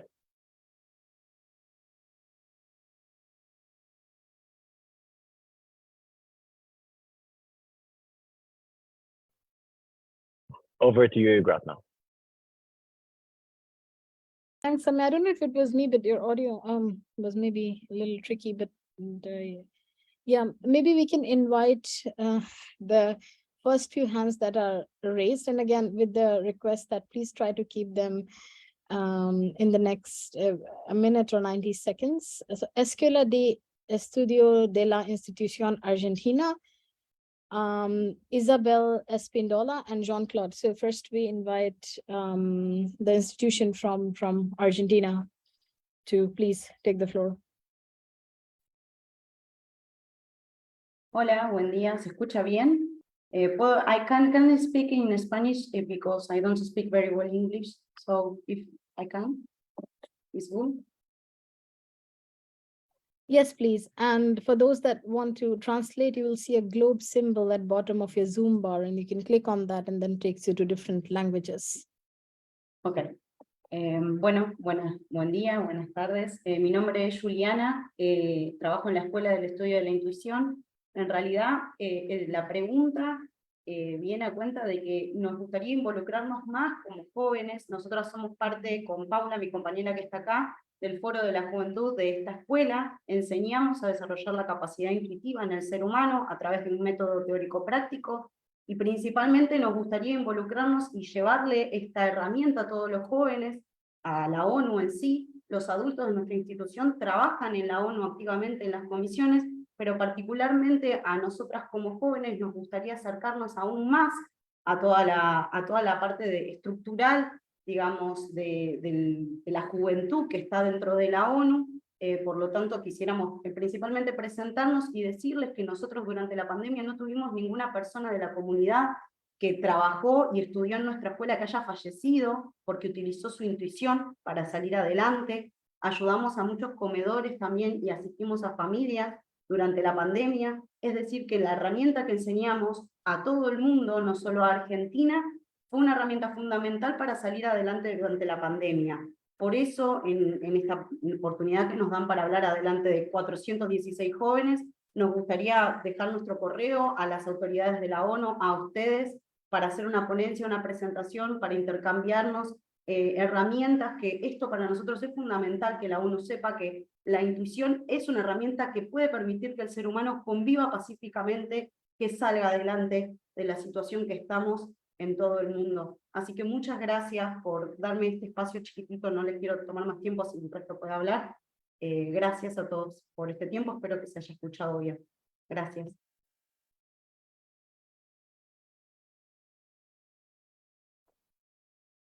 Thank you very much. And then next we invite Dr. Isabel Espindola, please. Dr. Isabella, go ahead. And please also be welcome to introduce yourself briefly, where you are from and which country. Thank you. I hope that you can hear me well. Hello, everyone. I'm Dr. Isabella Espindola. I'm based in London, and I'm the Membership Engagement Officer responsible for young people within the International Water Association. So most of the work that you've been doing with the Special Envoy and with United Nations, we've been following and trying to also contribute, but focus on the water sector. And following this interface between youth and water, I want to check if it's possible, and if you know this already, what the Special Envoy and the office is doing in terms of pushing for meaningful youth engagement during the UN 2023 Water Conference, if there's some kind of proposal, and if something is already in place for the conference in March. Thank you. Thank you very much. And I suppose, Dr. Isabella, you mean the conference in April, which is the ECOSOC Youth Forum, or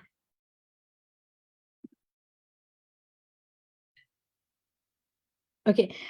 We then invite Jean-Claude to make a brief intervention, please.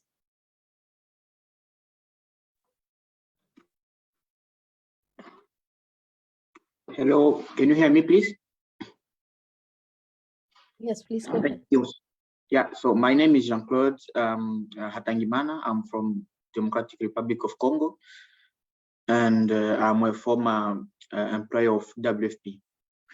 So my question will be resumed in 2 questions. I'm sorry, I speak a very good French, so I will resume in English. No need to speak the French. So my first question, is there any agenda? Is there any implementation for this agenda within the developing countries, such as Democratic Republic of Congo or Africa in general? My second question is about the young entrepreneurs. How this agenda is going to help young entrepreneurs to build their own companies and to work across the continent and the UN system. Over to you. Thank you very much, Jean-Claude. And maybe I pass on to my colleagues Adebar and Same to take the next round of maybe 3 interventions. And by the way, you'll see a timer next to my video, so you can actually see how long you are all going. So I invite Same, do you want to take the next 3 interventions from the list?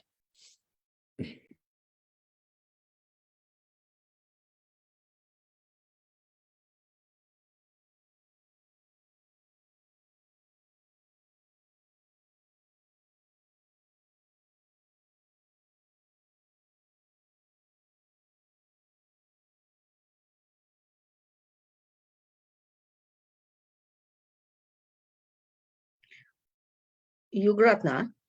Hi, Sudha. Yes, Sudha, please. I wanted to check, how are we going to do this session? Because, there are quite a number of questions already, right? From Argentina and from Isabella and from Jean-Claude. So, are we going to list more questions and answer, or do you want some I input was hoping to maybe take another 1 or 2 questions and then revert back. Thank you, Sudha. I know Same just texted that he has difficulties with his internet. No problem. Pedro and Tiam, and maybe both of you can go ahead, and then we try to take as many as we can. Please, Pedro, you have the floor. Okay, is my voice audible? Yes. Okay, so thank you very much. So a brief introduction of me. So I'm Pedro from Indonesia, and I come from eastern part of Indonesia, which is an underdeveloped area for Indonesia. So our situation of young people in here, we are not looking by the government, and we are less hurt by the government. So I want to ask the question is simple, that how can how the UN help us, the young people from underdeveloped areas, to be heard, because our government is still not heard us. When we want to raise up a voice, our government didn't care about us. When we want to make a contribution to conduct a better environment or a better future for our place, the government didn't take notice with us. So how do you help us to raise up our voice? So thank you very much for that. Thank you, Pedro. Tiam, do you want to go ahead?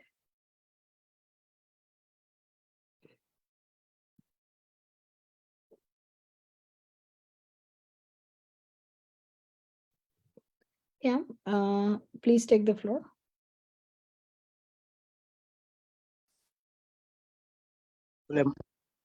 C'est Souleymane Thiam. Bonjour, c'est Souleymane Thiam depuis le Sénégal. Je suis heureux d'être là parmi vous. Et ma question est que comment vous allez faire pour que nous, ici au Sénégal, nous puissions s'impliquer davantage sur le programme? En fait, je vous remercie.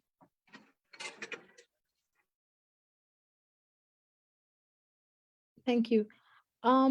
Maybe Sudha, I invite you to take some of the questions from the Youth 2030 Secretariat side, what you could read on, and then we can come in from our end, please. Yeah. Perfect. So I saw a common thread of questions that were coming up in the first round. So in terms of country level engagement, Argentina came up, DRC came up, and Senegal came up. So I think basically there is, there are a few things that I wanted to say at this point. The country level action is the most direct level action that can ever happen. And the engagement of the UN country teams in any country is to support governments and the youth networks to advance the agenda. So, for example, if it is in a school or if it is underdeveloped geographical areas that Pedro was saying, or whether it is Jean-Claude saying around entrepreneurship, all of these are clearly mandated areas of specific UN entities or a group of entities that are in a country team. For example, ILO, UNIDO works on entrepreneurship, supported by several other UN agencies like IFAD. So there are different angles to it. So your first port of call should be to reach out to the UN country team in the country where you're positioned. So this is a mandated space for engagement, and we are pushing from the global level to ensure that there is an youth advisory council or youth advisory board or SDG panel. It can take different shapes and sizes in a country. So that's the space for engagement. People would normally call out send out expression of interests or requests that go out with the terms of reference, but it is also possible that you reach out to the UN resident coordinator's office in each of your countries to start engaging. Maybe there is already a forum that is meeting and you can be engaged there, or maybe there is a process ongoing where you can be joining up on different issues, whatever that is. So that's one thing that I would suggest, that you have the first port of call. And this is also the UN's role in a country, is to engage with the national governments, the local governments, and other elected bodies and parliamentarians and all platforms to actually ensure and catalyze young people's engagements in different platforms and forums. So I think whether it is geographically excluded areas or left out populations, I think that should be the first area that you should reach out to. There's a lot happening. Please do reach out and do let us know if there is any need or support from our side that is required. Back to you, Yugratna. Thank you very much, Sudha. And also, just to be mindful of time, I'll post the details about youth engagement in UN Water Conference in the chat. We do have a focus group, and there are a lot of discussions happening. Just to be fast, what we're going to do is take a bunch of interventions and questions, and we request everybody to be fast with those. And we also take some from the chat, so we can make sure that we can try to conclude as many as we can in the next 15 minutes. So Muhammad Brian, you have the floor, please.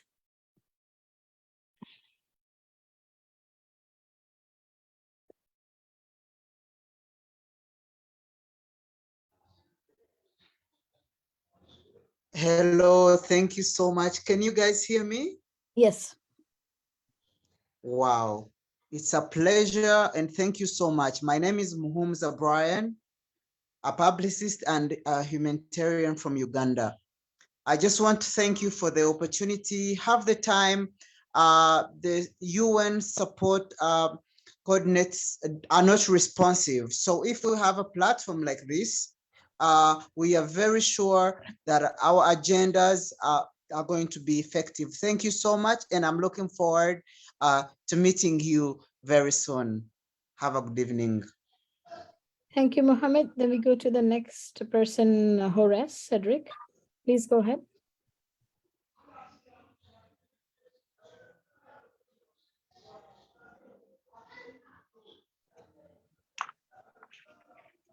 Merci. Vous m'entendez?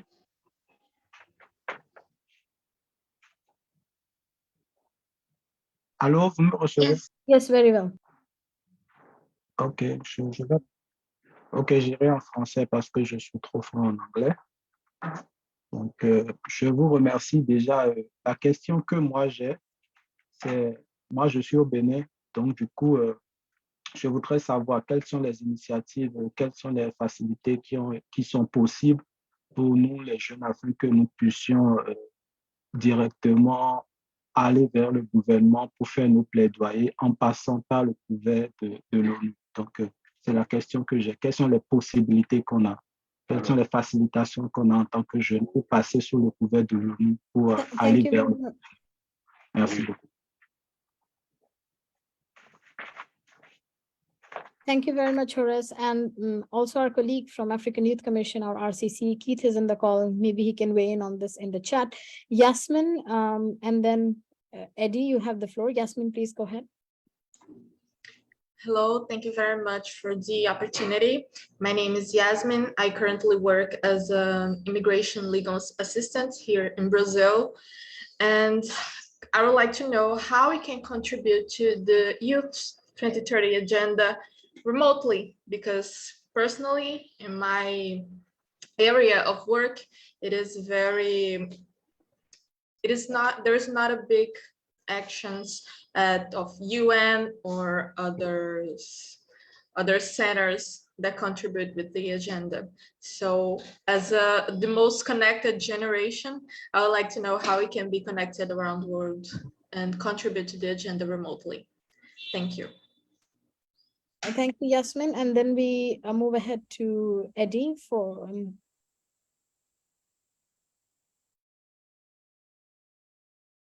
the Youth Forum from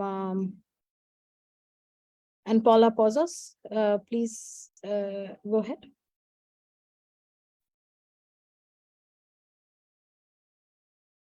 Hola, buenos días, buenas tardes a todos. Soy desde Argentina, somos una... Perdonen, ahí está. Somos una ONG de Argentina que enseña a desarrollar la intuición como capacidad natural en el ser humano. Un poco mi compañera nos presentó para no tomarnos tanto tiempo dentro de todos los que quieren participar. Lo que queremos decir es que nosotros trabajamos en forma gratuita y como todos los compañeros que están acá presentes, queremos de manera activa ofrecer nuestro conocimiento. No necesitamos ningún presupuesto para llevar adelante nuestro proyecto y realizarlo, y sabemos que funciona. Sabemos que con el camino de la intuición podemos lograr cambios de conducta que tanto espera el ser humano para llegar a lograr la Agenda 2030.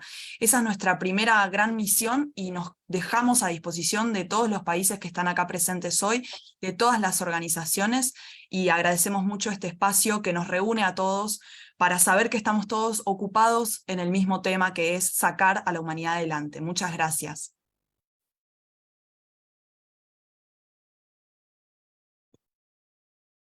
Thank you very much.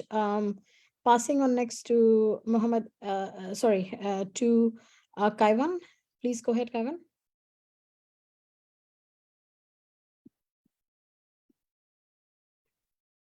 Hello. Yes, please. Yeah, my name is K1, and I just wanted to ask a question more on the side of facilitating youth involvement on an industry level. Since I understand we've talked a lot about climate awareness and getting youth more aware about the issue, but I feel like right now I was just wondering if this the program itself can focus more on getting young people involved on, I think it was touched upon before, but yeah, involved on a industry level such as ESG, governance, etc., on the side of internships and other things like that. Since right now I think action is probably more important than simply just speaking about it. And so I was hoping if you guys could clarify if there are any programs or anything in mind for the future to start facilitating companies and other, I'd say, industry level, interactions for young people. Thank you. Thank you very much. And then we pass on to Mohammed Azaz. Please go ahead, Mohammed Azaz.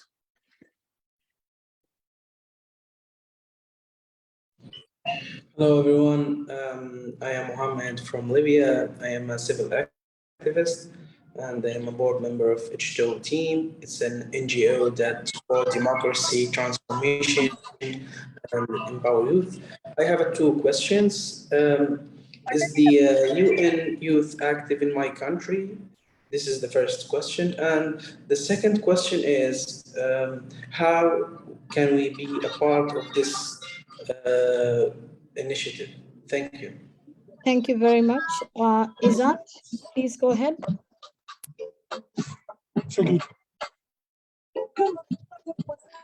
Yeah, thank you so very much. I am Izzatullah from Pakistan. I am the founder and chairman of Chirag Educational Welfare Society.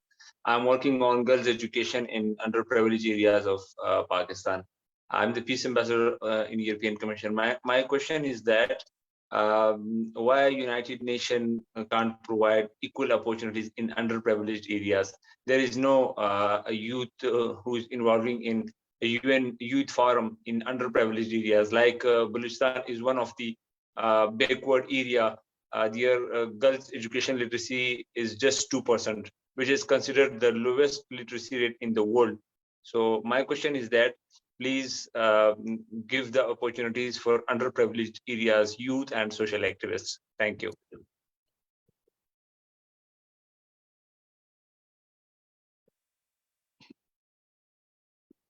Thank you very much, Izzat. Let's I've been told that we have very less time and we would need to conclude soon. So unfortunately, we would not be able to take all of the questions, perhaps as part of the briefing right now, but maybe we can take one or two more from the list that we have, and then I invite everybody to please stay on, sorry, not stay on, so please write their questions or comments in the chat. So we'll go with Akwemi Claude from UK, and then Jose from Global Indigenous Youth Caucus, GIYC, for the quick comments from them, and then we can perhaps look for questions and try to wrap it up. I don't know, Sharifa, if you want to do the closing intervention, but we can quickly go to Claude and Jose and then try to respond. Okay. Hello, everyone. My name is Akwemi Claude. My pronouns he, him. I am from the United Kingdom. I have a non-profit campaign, and also the importance of bringing awareness for people with hidden and visible disabilities, as one in 5 of us can have an invisible disability. I wanted to ask, my question is in regards to how we are able to all stay connected, if the chat may be saved because there is some useful links that is good for our reference, and also if we are able to, I don't know, stay within a group or still be able to kind of be updated about the new upcoming opportunities for youth. Thank you very much. Thank you very much for the opportunity, and thank you to everyone on this call. Thank you very much. Jose, please go ahead.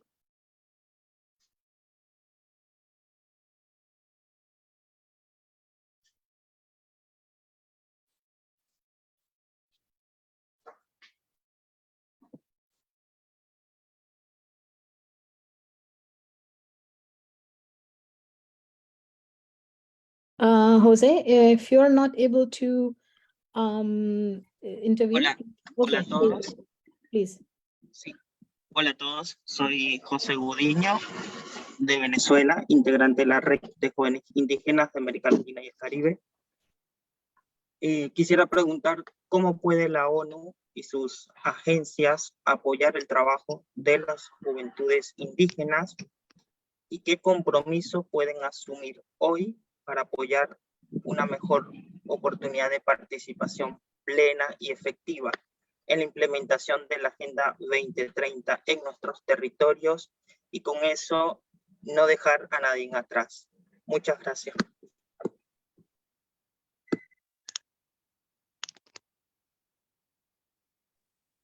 Hello. Thank you very much. I understand the translators have to leave really soon, so I'm going to invite Sudha to respond to some of the questions. And Sudha, I can already tell you, I think a general theme has been how young people can more engage with the UN country teams, engagement with more external stakeholders, and also I think a question was brought up on disability group as well. We would love to hear your perspective, Sudha. Okay, so engagement at the country team level is, is a mandated one at all country team level. So, if you've not reached out, there should be one country team that is operating in your area. So please do reach out. The point person to reach out will be the UN Resident Coordinator's Office in every country. Just Google, and I'm sure whether it is DRC or Brazil, or there should be an office of the UN somewhere, and these offices will definitely engage, one nationally, but also in specific underserved areas, with the local governments. There are definitely, even in Brazil, there are areas that are engagement at the local level. So I would suggest that if you've not had an opportunity to engage, please reach out and reach out to the resident coordinator's office and engage.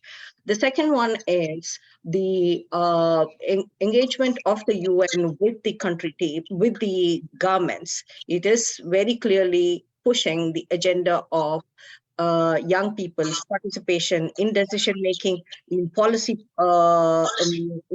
forum, public finance, in data, in in actually piloting youth-led initiatives of different areas, different priority areas. So please go ahead, and the UN's role is facilitatory, catalytic in terms of young people's engagement. And I would also suggest that, we have the entire MGCY network here as well. So I think there would be regional focal points that, there was a mention of a regional engagement as well. Please do reach out. So there might be already existing people who are engaged. So if you're interested, please do connect and move it forward. So I think they use all your extended contact points to actually do the engagement. And if you're still not being able to manage, please write to us and we will try and facilitate. You can reach us at youth2030@un.org, and but use all your channels to reach out. The local country engagement is where your actual action is needed. The second thing is in terms of industry engagement.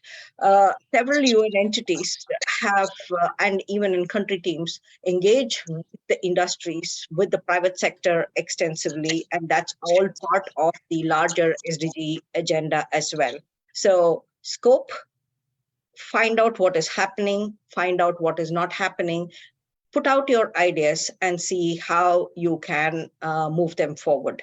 There is also one of the key performance indicators for entities is also around funding youth-led initiatives. So please do reach out. That's what I would say. And you would also know the kind of initiatives that are already ongoing if you look at the links on the report that we've already put out, the Youth 2030 Annual Progress Report. There are several links that you can look at to see what is already happening in your area, if that interests you, and if you want to be engaged already. So that's the third point that I would like to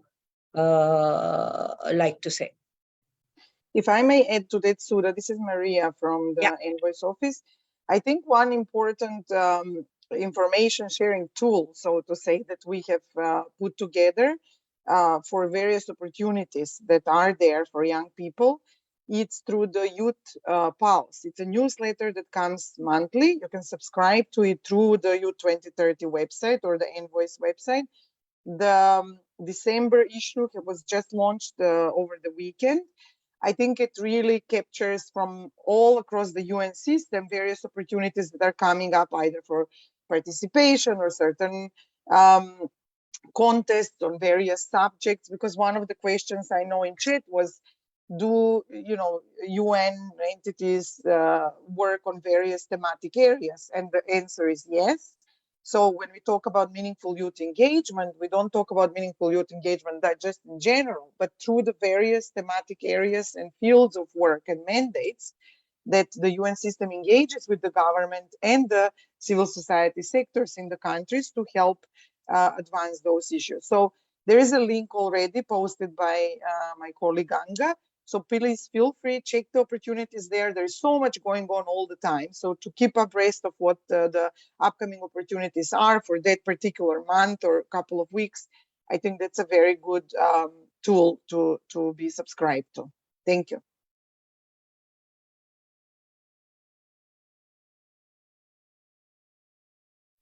Thank you very much, Maria and Sudha. I think that there cannot be better closing words than that.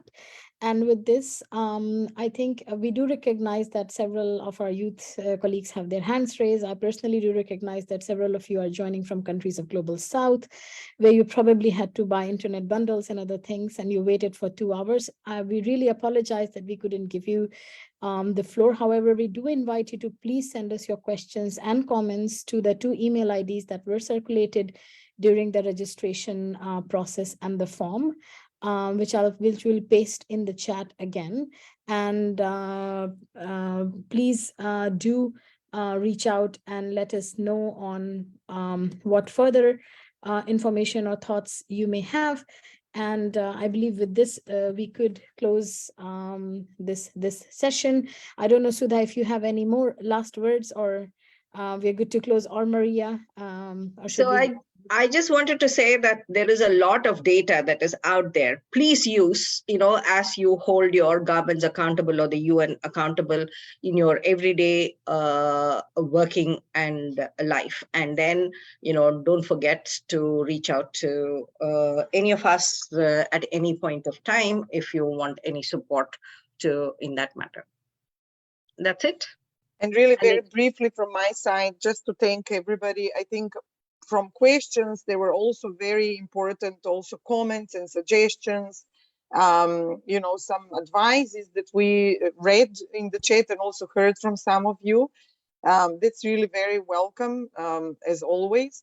I think one other upcoming big activity that the Youth 2030 Secretariat and all the system-wide entities will be engaged in, as well as the youth networks, will be taking a stock and looking at where the Youth 2030 can go further and where it needs improvement, where some topics need to be perhaps focused on more in the coming period.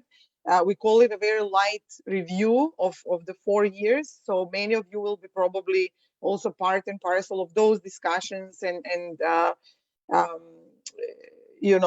surveys perhaps as well. So we value your input during that process. And also one other upcoming initiative from the Youth Envoy will be really putting together recommendations on meaningful youth engagement in the UN, in ECOSOC, the Security Council, the General Assembly. There we would also welcome various inputs from young people around the world. There will be process put for that as well. So just to say to all of you up front, thank you for your humble engagement and for always really putting your heart and soul into making young people's lives everywhere much better, but also to pinpoint to where UN can be your partner in achieving those goals and those objectives that you have set. So thanks so much, and thank you for being so patient as well. It's been already more than 2 hours, and we'll see each other one way or another in the coming months for sure.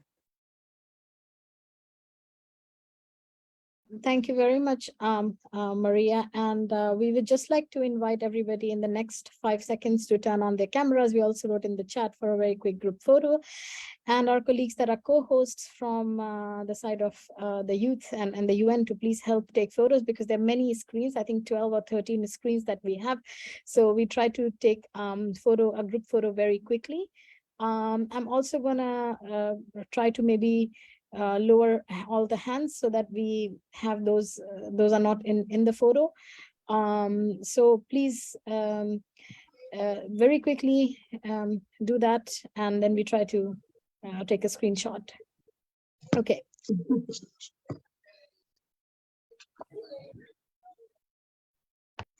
So if we can give the people just 1 minute at least, because the screen keep moving, to just open their cameras, please, Gratna. Thank you. And let's keep your smile super big. Mantengan su sonrisa grande. A la 1, a las 2 y a las 3. 1, 2, 3.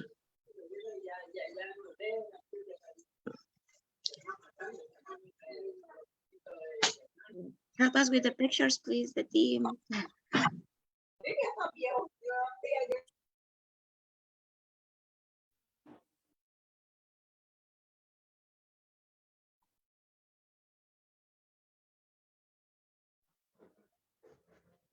You let us know when you're done.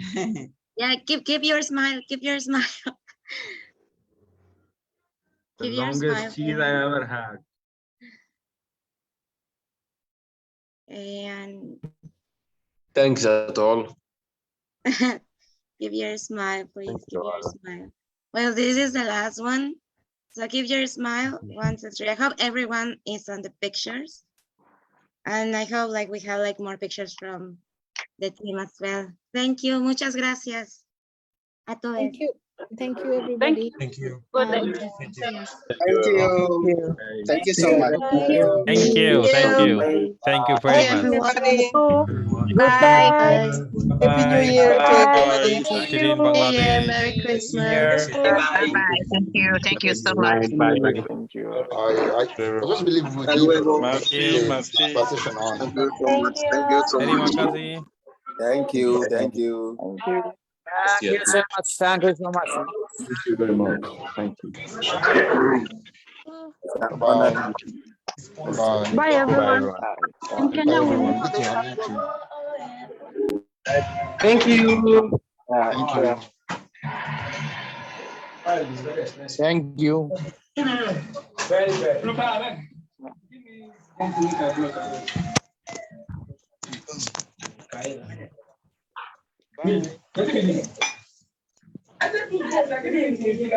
Go and wash your hands. Come.